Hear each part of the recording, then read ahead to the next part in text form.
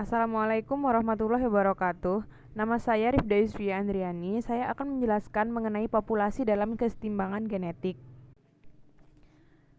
Sebelum kita mempelajari tentang populasi dalam kesetimbangan genetik, frekuensi Hardy-Weinberg itu berada dalam kesetimbangan genetik. Nah, hal ini tuh dikarenakan populasi kawin secara acak itu dilakukan tanpa adanya seleksi, migrasi dan mutasi yang merupakan bagian dari seleksi alam untuk memperkenalkan alel baru. Akan tetapi, pada kenyataannya, seleksi, migrasi, dan mutasi itu selalu bekerja untuk mengubah komposisi populasi genetik. Namun, evolusi sendiri itu selalu bertindak sebaliknya untuk menciptakan keseimbangan dinamis di mana tidak ada perubahan bersih dalam frekuensi alel.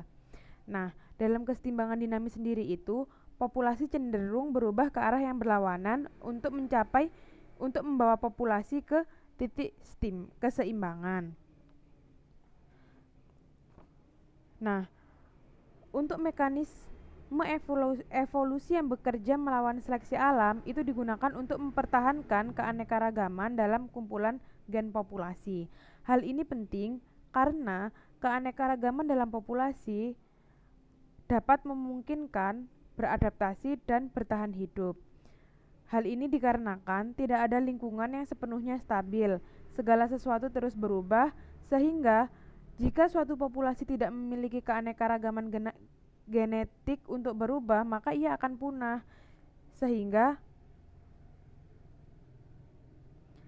ada yang namanya mekanisme populasi dalam kesetimbangan genetik. Yang pertama, keuntungan heterozigot, mutasi seleksi berimbang, dan mutasi drift berimbang. Sekarang kita akan membahas mengenai keuntungan heterozigot. Nah, keseimbangan dinamis itu dapat terjadi ketika seleksi itu mendukung heterozigot dengan mengorbankan homozigot dalam populasi. Nah, sehingga dalam situasi inilah yang disebut dengan keuntungan heterozigot. Nah, dalam keuntungan heterozigot sendiri ini, kita dapat menetapkan kebugaran relatif dari heterozigot itu menjadi 1 dan kebugaran relatif dari kedua homozigot itu kurang dari 1, sehingga dituliskan pada A besar itu kebugaran relatifnya ialah 1 min S, sedangkan untuk A kecil kebugaran relatifnya yaitu 1 min T. Nah, hal ini sudah dipelajari dalam subbab sebelumnya yang berkaitan tentang kebugaran. Nah, kenapa hal ini diistilahkan dengan 1 min S 1 per T, 1 min T? Karena koefisien seleksi yang diasumsikan itu berada di antara 0 dan 1. Dengan demikian, masing-masing homozigot ini memiliki kebugaran yang relatif lebih rendah daripada heterozigot. Nah, dalam keuntungan heterozigot sendiri ini, heterozigot ini cenderung menghilangkan alel pada homozigot, tetapi ia juga mempertahankan alel pada heterozigot. Nah, pada titik tertentu, kecenderungan yang berlawanan ini saling menyeimbangkan satu sama lain sehingga keseimbangan dinamis terbentuk.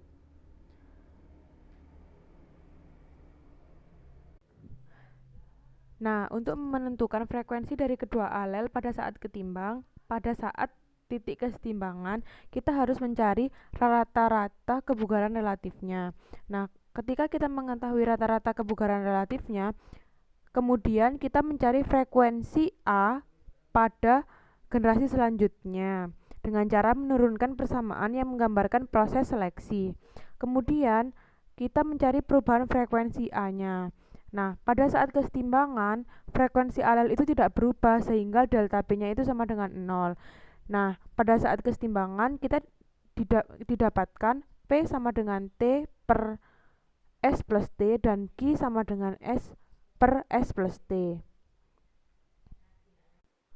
Nah, sebelum kita lanjut ke contohnya dari keuntungan heterozigot, kita di sini melambangkan untuk alel yang dominan itu ditandai dengan P, sedangkan alel yang resesif ditandai dengan Q. Nah, selanjutnya kita lanjut ke contoh dari keuntungan heterozigot. Nah, contohnya yaitu penyakit sel sabit. Penyakit sel sabit adalah suatu penyakit keturunan yang ditandai dengan sel darah merah yang berbentuk sabit dan anemia hemolitik kronik. Nah, di bawah ini merupakan gambar dari sel darah merah yang telah terinfeksi. Nah, pada penyakit ini, individu yang sehat disimbolkan dengan HBBA. Nah, sedangkan individu yang terkena anemia sel sabit disimbolkan dengan alel HBBS. Nah, untuk individu yang bergenotip heterozigot disimbolkan dengan pasangan alel HBBA-HBBS. Nah, karena penyakit ini itu biasanya berakibat fatal, maka kebugaran homozigot dari HBBS secara historis ialah 0. Namun, pada beberapa daerah seperti Afrika, frekuensi alel HBBS itu setinggi 0,2. Sehingga di sini kita dapat menetapkan kebugaran relatifnya untuk masing-masing genotip gen.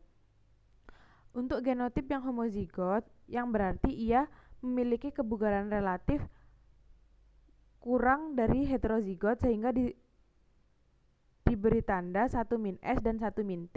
Untuk yang heterozigot ditetapkan kebugaran relatifnya 1.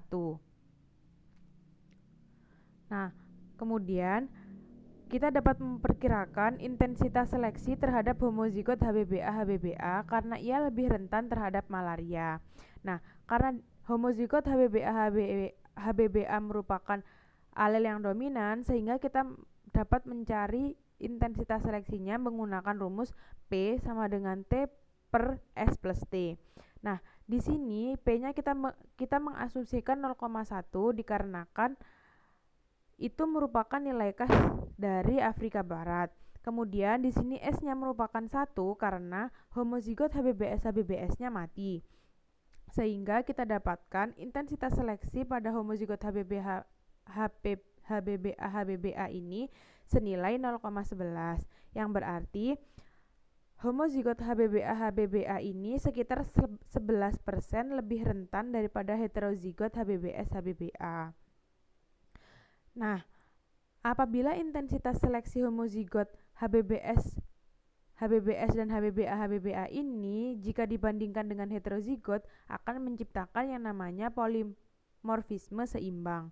Polimorfisme seimbang adalah situasi di mana lebih dari satu alel dipertahankan pada populasi dalam heterozigot yang lebih unggul. Jadi, meskipun ini tuh keuntungan heterozigot, tetap mempertahankan yang homozigot, seperti itu. Nah, sekarang kita lanjutkan ke mekanisme yang kedua, yaitu mutasi seleksi berimbang.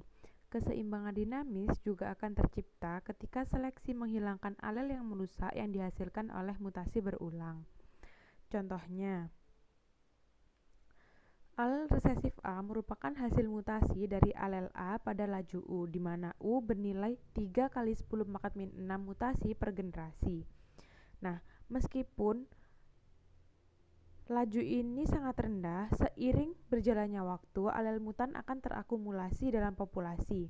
Dan karena alel ini tuh resesif, maka ia akan dibawa dalam kondisi heterozigot tanpa memiliki efek yang berbahaya. Namun, pada titik tertentu, alel mutan itu akan menjadi cukup sering muncul pada homozigot dalam populasi, sehingga dapat memperkenalkan alel mutan ke dalam populasi. Nah, di sini kita dapat mengasumsikan bahwa populasi berpasangan secara acak. Nah, di sini kita juga menyimbolkan frekuensi A besar sebagai P dan A kecil sebagai Q, sehingga kita dapat meringkas situasinya seperti di bawah ini. Nah, kemudian mutasi sendiri itu kan memperkenalkan alel mutan ke dalam populasi pada tingkat U, pada laju U ini. Nah, sedangkan seleksi itu menghilangkan alel mutan pada tingkat SQ kuadrat. Nah, ketika kedua proses ini tuh berjalan seimbang, maka keseimbangan dinamis akan terbentuk. Sehingga kita dapat menghitung frekuensi alel mutan pada kesetimbangan yang diciptakan oleh mutasi seleksi berimbang ini dengan menyamakan laju mutasi dengan laju eliminasi. U sama dengan SQ kuadrat, sehingga kita mendapatkan frekuensi alel mutannya yaitu Q sama dengan akar U per S. Nah, sekarang kita akan membahas mengenai mekanisme yang ketiga, yaitu mutasi drift berimbang. Dalam mutasi drift berimbang ini, drift yang berarti penyimpangan. Nah, penyimpangan genetik acak menghilangkan keanekaragaman dari suatu populasi. Nah, proses ini pada akhirnya akan membuat semua populasi benar-benar homozigot. Namun, mutasi mengisi kembali keanekaragaman yang hilang oleh penyimpangan tersebut. Nah, pada titik tertentu, kekuatan yang berlawanan antara mutasi dengan penyimpangan genetik ini akan seimbang sehingga terbentuklah keseimbangan yang dinamis. Nah, kemudian di sini frekuensi heterozigot dalam suatu populasi itu biasa disebut dengan heterozigositas dengan lambang H. Untuk frekuensi homozigot dalam suatu populasi disebut homozigositas dengan lambang 1 min H. Kenapa di sini lambangnya 1 min H? Karena kebugaran relatif maksimal ialah 1. Karena di sini heterozigotnya dilambangkan dengan H, maka homozigot ialah 1 min H. Nah, seiring berjalannya waktu, penyimpangan genetik ini akan mengurangi H dan meningkatkan 1 min H. Kita bisa lihat dari gambar di sini.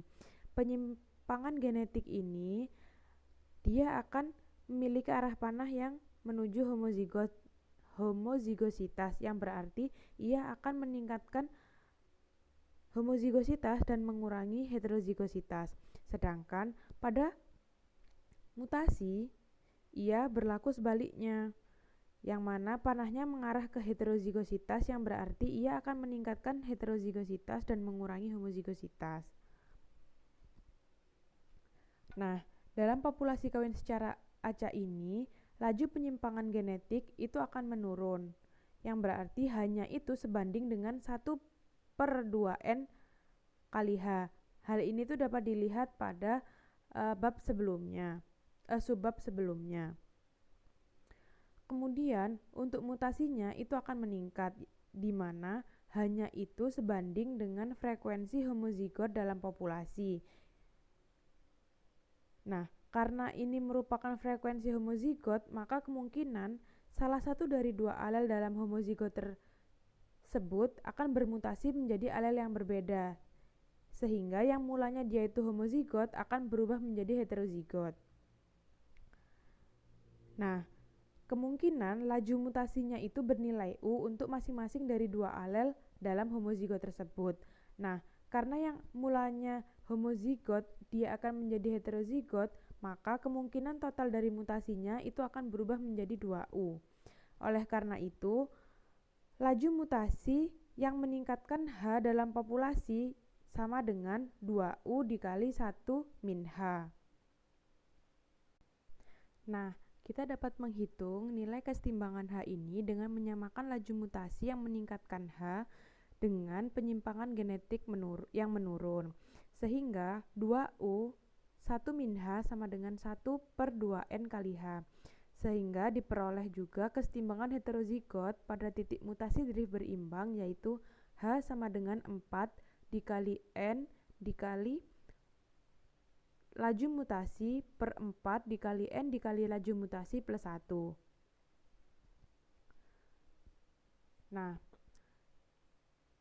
berikut ini adalah gambar di mana frekuensi kesetimbangan heterozigot dalam mutasi drift berimbang sebagai fungsi dari ukuran populasi yang efektif pada umumnya. Nah, di sini kita mengasumsikan tingkat populasinya itu 10⁻⁻⁶.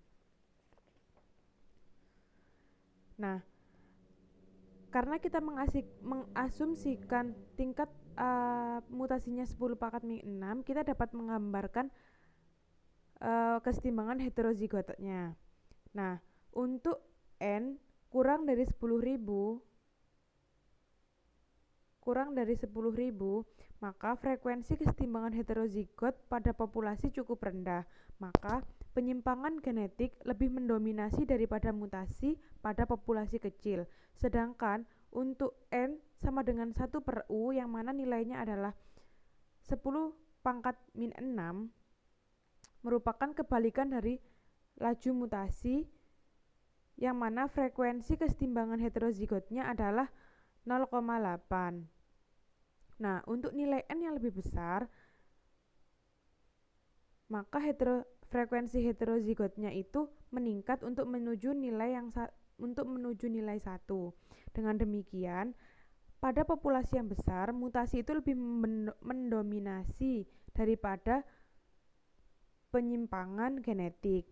Karena setiap peristiwa mutasi itu akan menciptakan alel baru, dan setiap alel baru itu akan berkontribusi terhadap heterozigositas karena populasi ukuran yang besar melindungi alel agar tidak hilang oleh penyimpangan genetik acak.